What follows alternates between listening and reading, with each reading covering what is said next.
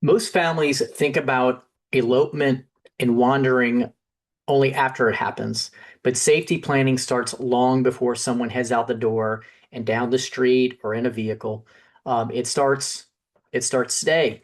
We start thinking about that, and so today we're going to be presenting some ideas on GPS tools, on tracker ideas, on ID systems, and community partnerships that for you to consider so that you can get ahead of that and just live with some more confidence and not be as fearful of your loved one wandering or eloping out of the house. If you're not familiar with those terms of wandering and eloping, we have videos that discuss just that and some other prevention techniques. I encourage you to check that out.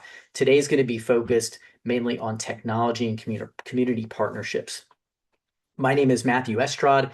I'm a gerontologist in St. Tammany Parish, Louisiana, and I've been partnering with the Council on Aging in St. Tammany for over 11 years as their caregiver support group facilitator, and for over 5 years, bringing you these caregiver coffee conversations, as we call them.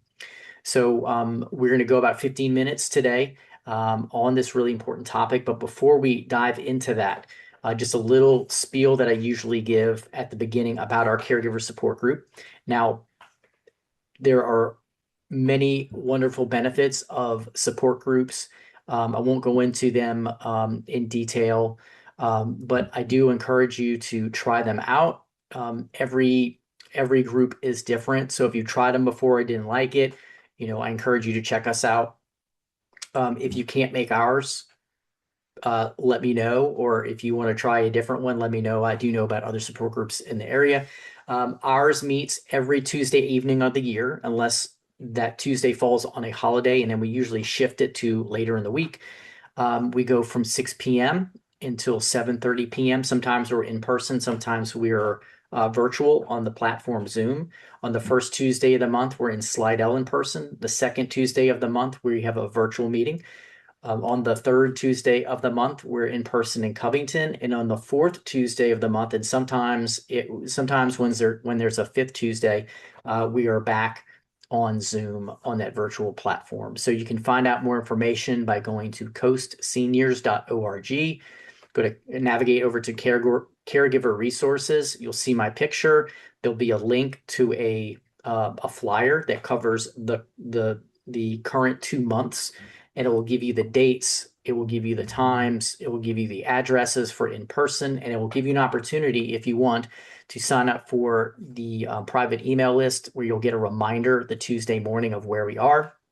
And if we happen to be virtual on that day, you will receive a Zoom link that you can click on later at 6 p.m. So consider that. And let's jump into this really important topic. The information that I'll be presenting comes from the Alzheimer's Association 2025 Dementia Care Practice Recommendations, as well as the National Institute on Aging Guidance on Elopement Prevention, Missing Person Outcome Data. Additional information comes from the Hartford Institute for Geriatric Nursing, MedicAlert Safe Return, and research by Rowe and Algase on wandering patterns. Community safety recommendations reflect the best practices from EMS, law enforcement, and Silver Alert programs. All right, first we'll talk about trackers. So trackers do matter before wandering starts. Wandering is typically a purposeful and not a random thing. And we do call that elopement as well, where there's the purpose. Your loved one, if they should leave, many times it's not out of disorientation or well, it's probably not the right word, because they are probably on with a purpose, acting with a purpose, but while being disoriented in time and place. For example, thinking that they are still working and they are trying to purposely get to their workplace, wherever that is, even if that job or location or business or school no longer exists. People may try to go home. They may try to go to work. They may try to find someone who may not be living anymore. And even in early stage dementia, this could include unsafe walking.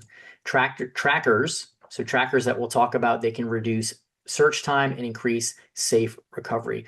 The longer that someone is missing, the more risk they are at. I think everybody understands that. So we want to find them as soon as possible. We want to have as much information as possible to aid us as family members and friends and law enforcement and EMS, etc.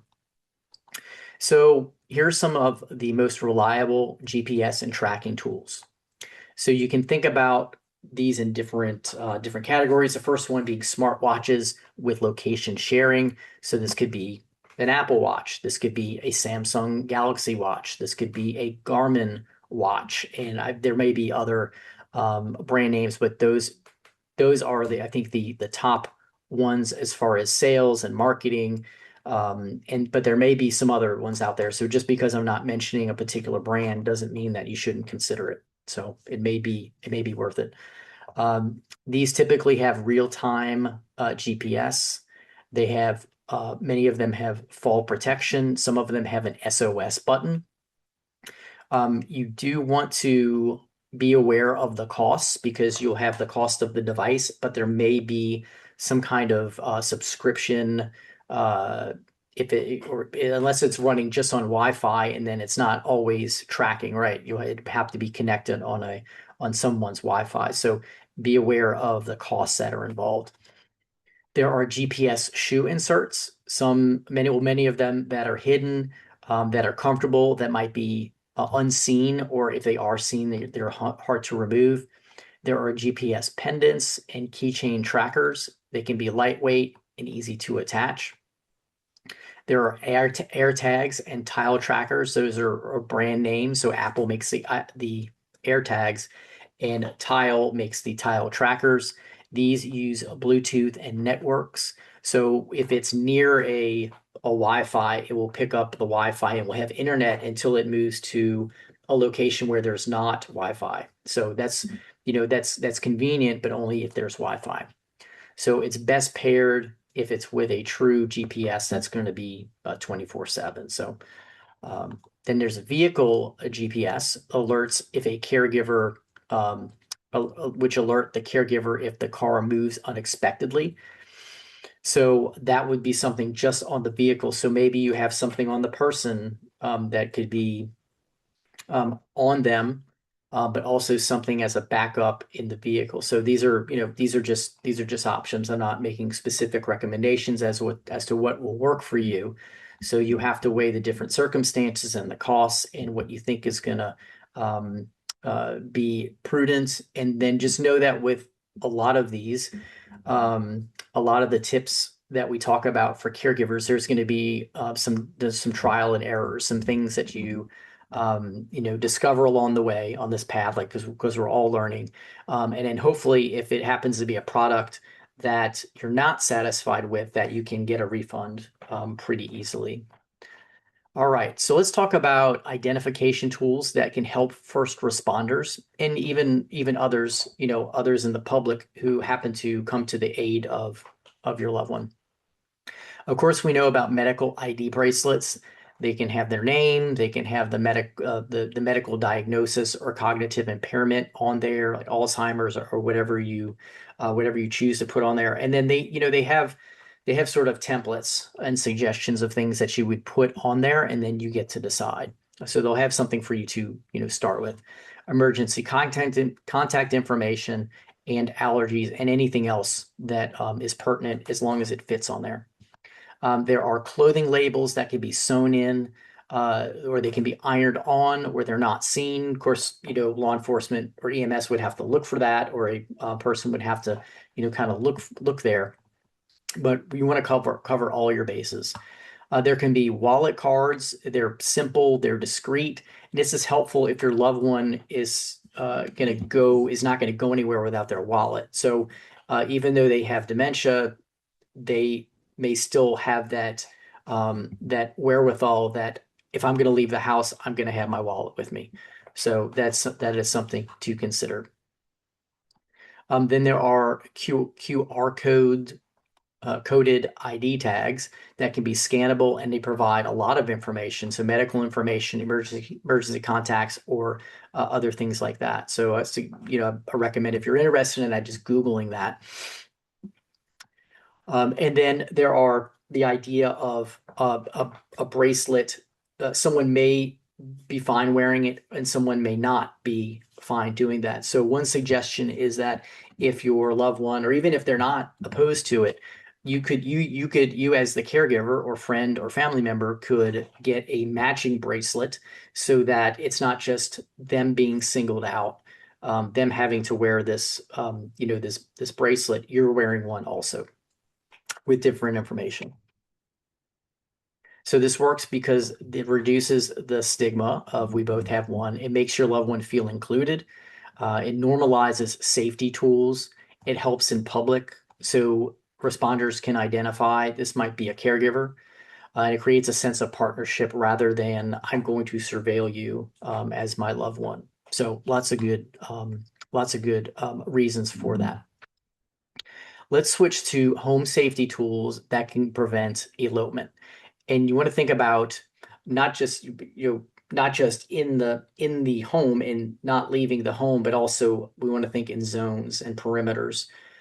So we start with door alarms. These can be audible alerts. These can be silent alerts that go to your phone, like smart notifications, or they alert some kind of device that only you will hear. It can be motion sensors that pick up when there's motion in the area of the door, the exits, particularly. Door hardware, you can have high or low sliding bolts.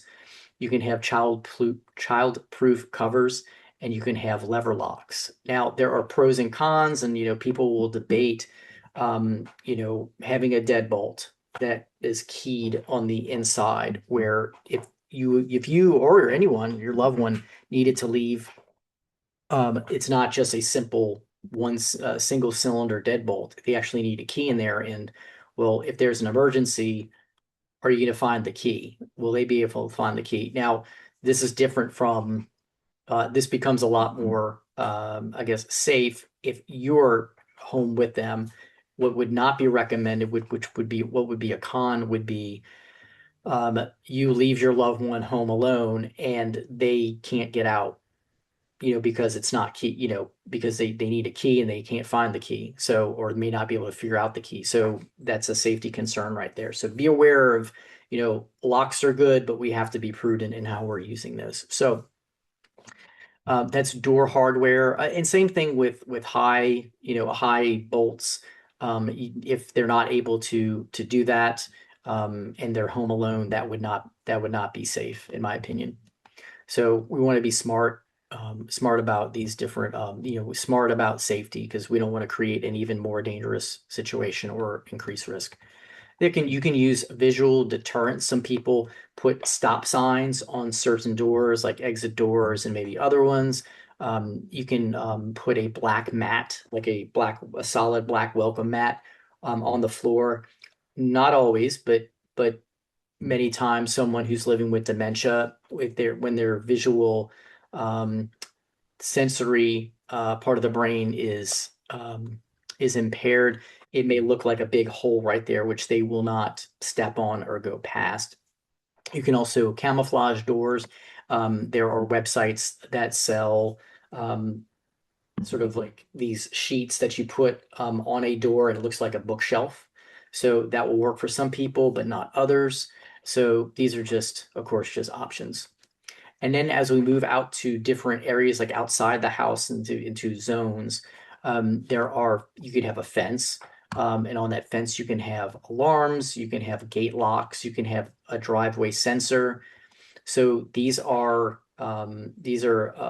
just another layer of protection if you didn't want to put something, or even if you had locks inside of the house for your loved one and detect it there. This is like another layer of protection to have a lock or a sensor on a gate outside. And a step that a lot of families don't know about, but it's very prudent, is letting EMS and local law enforcement, all the agencies, know before anything happens, hey, there's someone who lives at this address that has a cognitive impairment. So this will help them respond faster sometimes. It will help them search familiar routes, perhaps.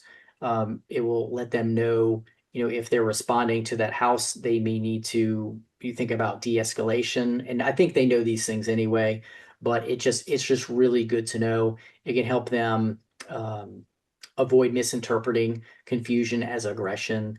And it's really just, it's just really, it just the more information they have.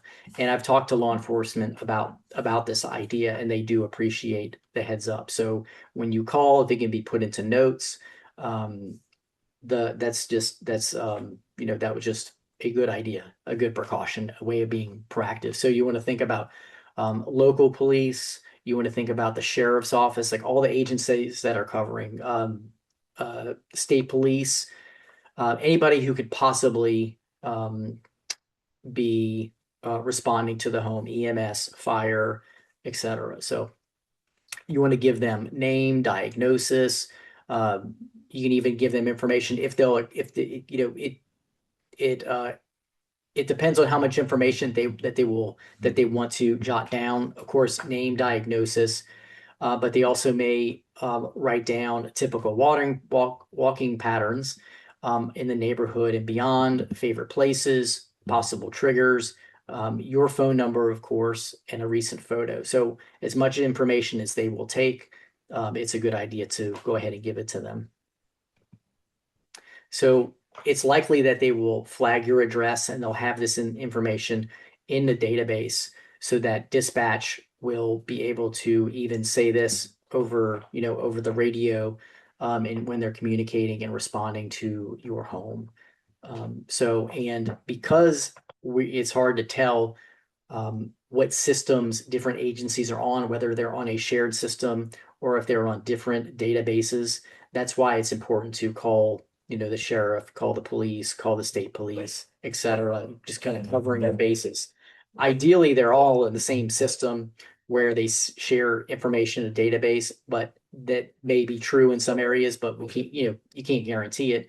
And I'm not sure where you're watching this from. So just to be prudent, you want to cover your bases and even ask them when you call, like, what database do y'all share a database with, what agencies, etc. All right, and then shifting into community safety programs, there are some out there. These are just examples. I'm sure that there are others. There's the Alzheimer's Association Safe Return with MedicAlert. This is a national database with 24/7 emergency response. This includes a bracelet and a profile. I believe there is a cost for this. So check that out. Keep that in mind. There's silver alerts that you're probably familiar with.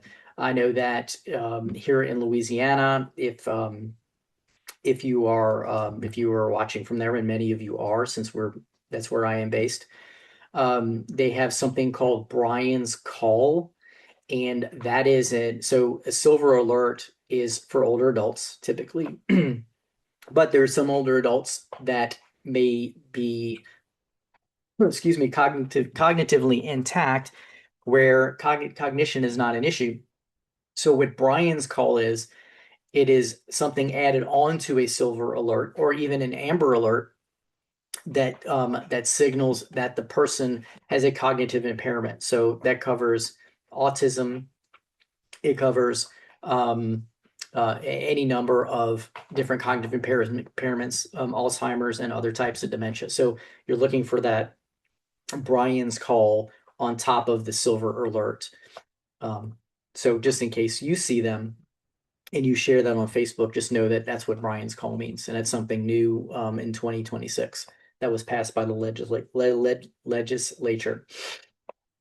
And then think about talking to neighbors. If you don't know the neighbors, if your loved one does not live with you, so you want to, and if you don't already know their neighbors around them, introduce yourself, show them a picture, give them your phone number, so that if they happen to see your loved one outside walking or in an unsafe situation, they can give you a call.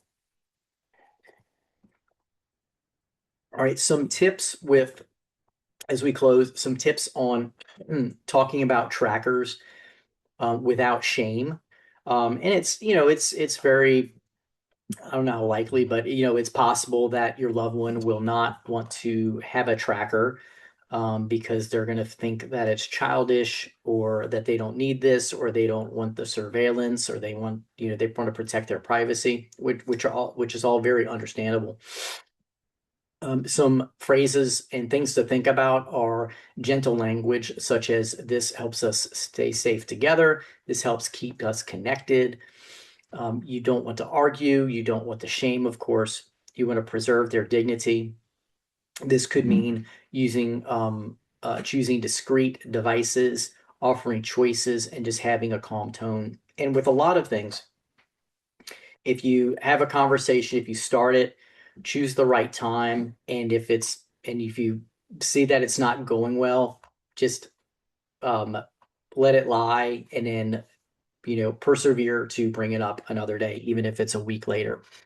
But do continue to pursue this and find ways to talk about it, and just hope that planting that seed is going to work.